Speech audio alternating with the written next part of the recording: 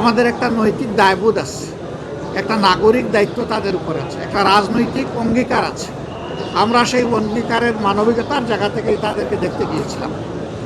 আসলে তাদেরকে এখনও দেখলে খুবই খারাপ লাগে। একজনের পায়ের 4 ইঞ্চি, 6 ইঞ্চি, 8 ইঞ্চি হাড্ডি নাই, শুধু গুস্ত আর চামড়া ঝুলে আছে।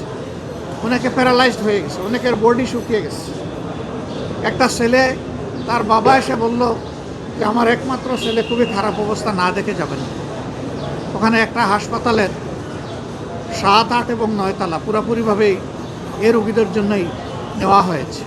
সরকারের দায়িত্বভার গ্রহণ করেছে, ইন্টিরিম সরকারের সময় তাদেরকে প্রেরণ করা হয়েছে।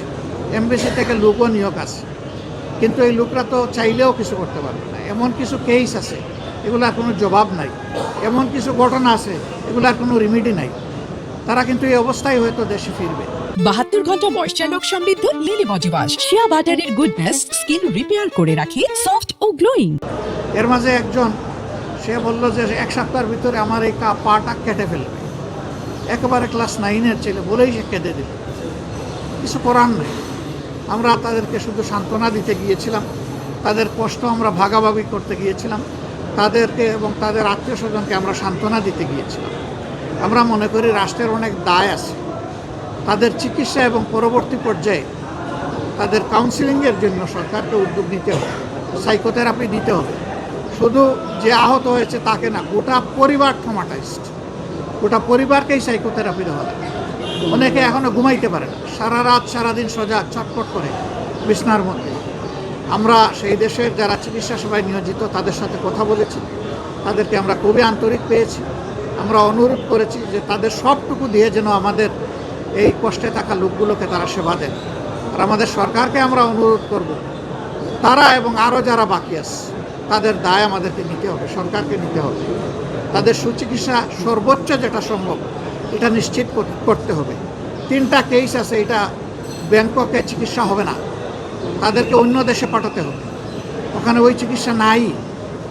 এটা বড় মাপের নার্ভ ইনজুরি, তাদেরকে মিনিমাম সিঙ্গাপুরে পাঠানো লাগবে।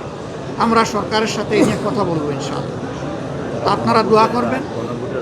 আর আমরা যেখানে গিয়েছি 2টা আওয়াজ খুব মজবুত ছিল।